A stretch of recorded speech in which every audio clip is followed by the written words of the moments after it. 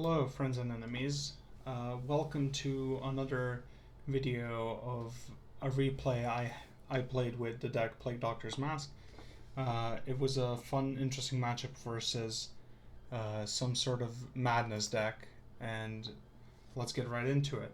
Game 1, the hand I elected not to keep was kind of greedy. It bloods by, but I thought, oh, it's kind of greedy to keep. I'm not gonna. And then I proceed to look at this hand, say no, and mull. So later on, I cut the rack from the deck because I thought I should go more for the attrition plan, because the rack doesn't do a lot if I'm playing against blue decks. If I'm playing against decks that have card advantage inherently built in, if I don't have enough time to discard their cards. Bone Shards is a card I cut later, but was trying out at the time. And Dread Fugue, I think it's fine. It's a good discard spell, at least in my perspective. So they just play a land, I pass a turn, I crack Marsh Flats and entomb I'm not going to entomb yet, but I'm going to entomb my Life from the Loam. I get my Life from the Loam, dredge Life from the Loam. Discard their Asmoran Nomardicadisciticuldakar. I don't know how to pronounce the name. And yeah, so I know there are 3 cards in hand are Felder Profane, Stomping Ground, and or Abrupt Decay. So this game isn't going well, specifically because I have no lands to recur. I'm kind of low on resources, so I have to get the land back, get a snow covered, and then play Arkham's Astrolabe to draw a card.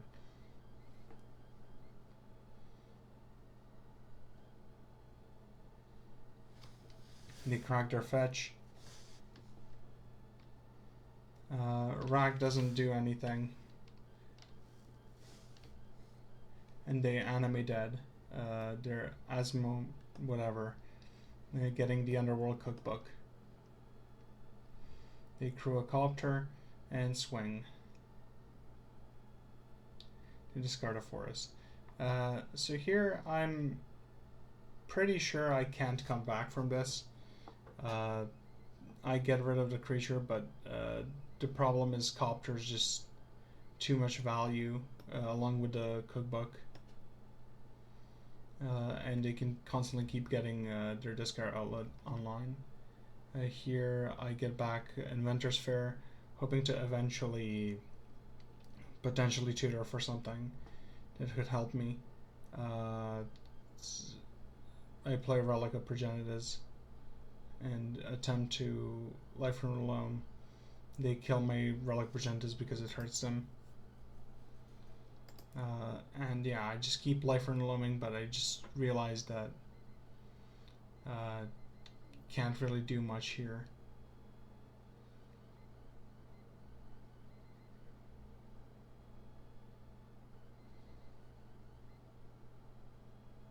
The Madness a Kitchen Imp.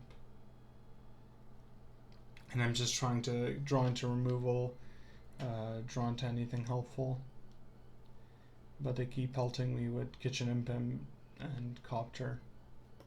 And later it's going to be Blazing Root Wall as well.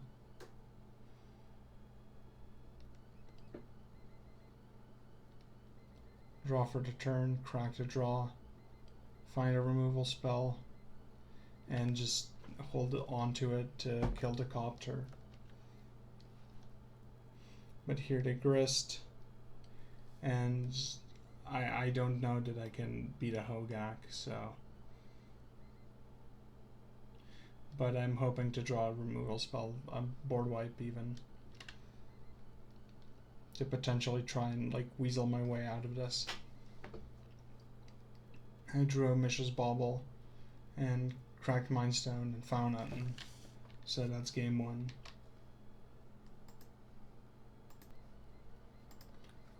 Game 2, I chose to play first. I love this hand because it has Dark Confidant, Hymn to Turak, Collective Brutality, and it's pretty good. Direct Confidant, pretty good card in the deck. I found out since most of my cards aren't that expensive, having a card advantage engine is often the way to go.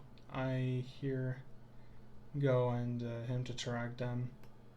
Oh, hit their Cathartic Fire and Survival of the Fittest, which is huge.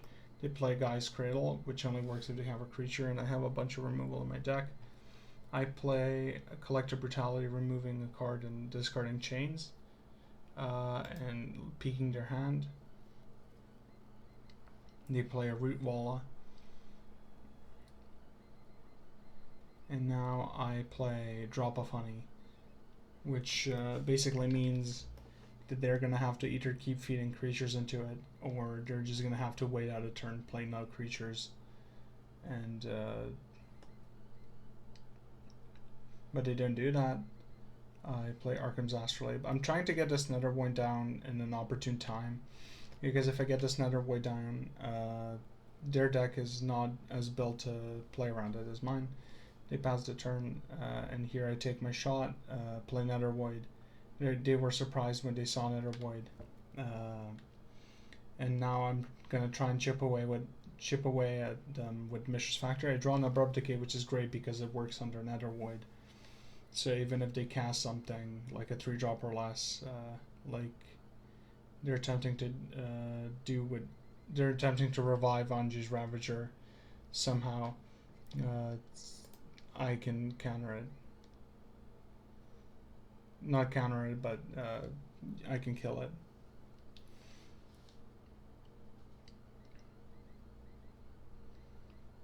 Animate again, swing. And yeah, I mean, it's boring gameplay because it is an attrition deck, but you know, sometimes we gotta play the attrition decks to keep some of the creature decks in check, but combo is pretty rough as a matchup. Here I Abrupt-Decatur, Ravager. And now they're at 8 life. I have a 4-turn clock on them.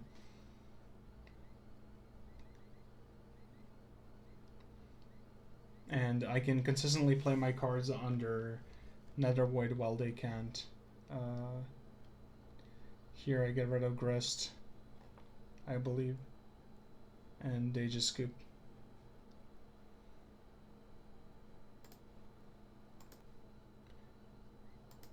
Now it's time for that all-important game 3. Here, this hand is perfectly fine. It's serviceable. I can throw Bone Shards under Chrome Mox, start getting in with value with Phyrexian Arena. This game, I believe, I got the most value possible out of a Phyrexian Arena I've ever seen anyone do. I play Iraq, I guess I didn't play the Chrome Mox for some reason. I mean, I would have. I think now, looking at this hand, I would have just played it, but maybe I was waiting to see if there's anything removable. Here I take Minsk and Boo, which would have been pretty terrifying to deal with. And now Drop of Honey goes away. I play Phyrexian Arena. And now I have a card draw engine that could potentially kill me, but they reanimate the Silent Visitor, which is a 3/1. I draw Liliana, which can kill it immediately. Rock still does nothing, but now it can deal 1 damage. They go after my Liliana. I kill their creature Uptick Lily and play a Talisman. They play Inti. I here play Snaring Bridge, lower the attack of Inti, which could have been a mistake, could have played potentially Mog's Diamond, but it doesn't matter. They try to hit Lily again. Demonic Tutor for survival. The Fittest. Here I Maelstrom Pulse and Piffing Needle, the survival of the fittest, so they can't use it.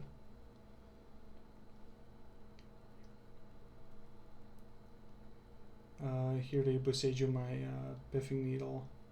So I Vampiric Tutor. I could have regrown the thing immediately, but I decided to discard their entire hand. So they have no resources for survival. And so that they take more damage off of the rack. I keep losing life to this Phyrexian Arena, but I'm skewing the Razor's Edge. And here they could have, they're getting back the Ox. The Ox can't attack yet. And here they're going through their creatures. I don't know, they could get, they eventually get Shieldred, which is an insane card in this position. I'm going to Clink to Dust to gain some life back and play Ramanap Excavator. And regrow my Biffing Needle with Berry Ruin. In response, knowing that I'll obviously name Survival, they keep pumping out creatures like Basking Rootwalla and the Blazing Rootwalla. Their deck is pretty cool. I kind of feel bad to do this to them. Their deck is cool, but like it matches up really poorly. They gain Shield the Apocalypse, and I get worried that like even though I'll alt Lily, that I won't have a way to escape the wrath of that card, because whenever I draw, I take 2.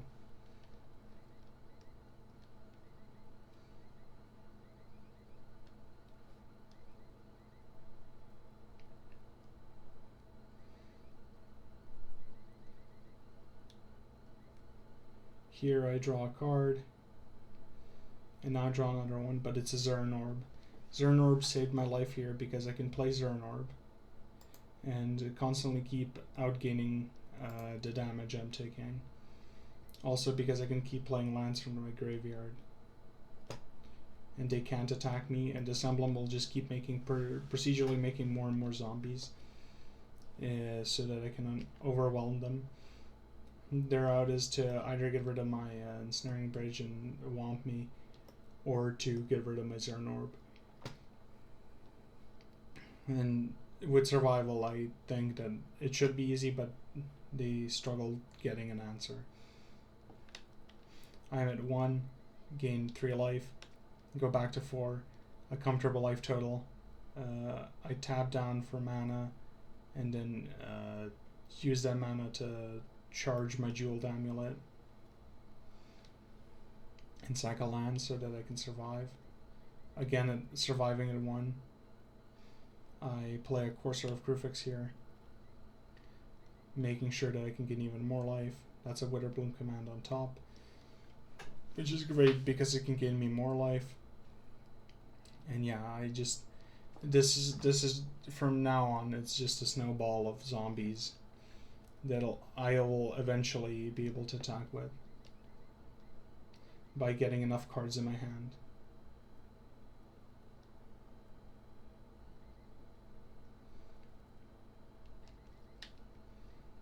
They get rid of my Ramanap Excavator and play a Ragavan that can't attack.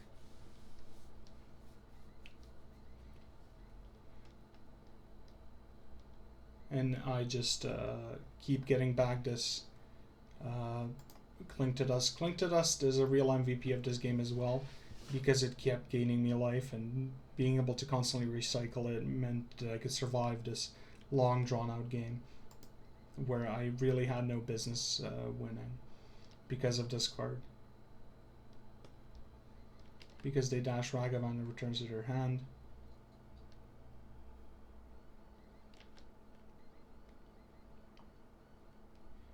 Here I draw some cards. I float the mana. And it disappears. Play land off top, gain a life. Gain another life by taking a life.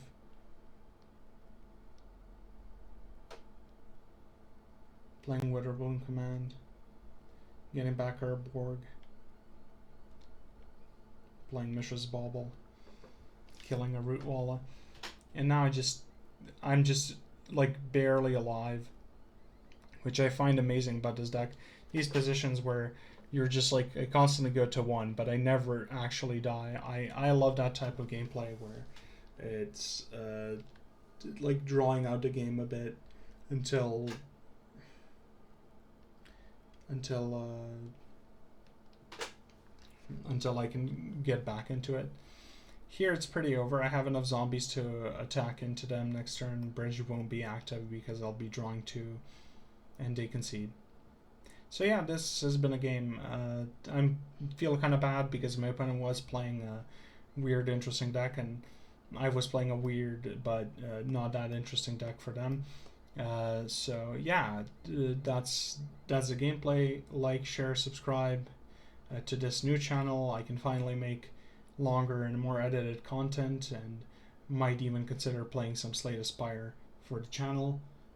If you're interested in that, please like, share, subscribe, and comment for engagement with the algorithm. I'd really appreciate it, and I'll see you all later. Bye.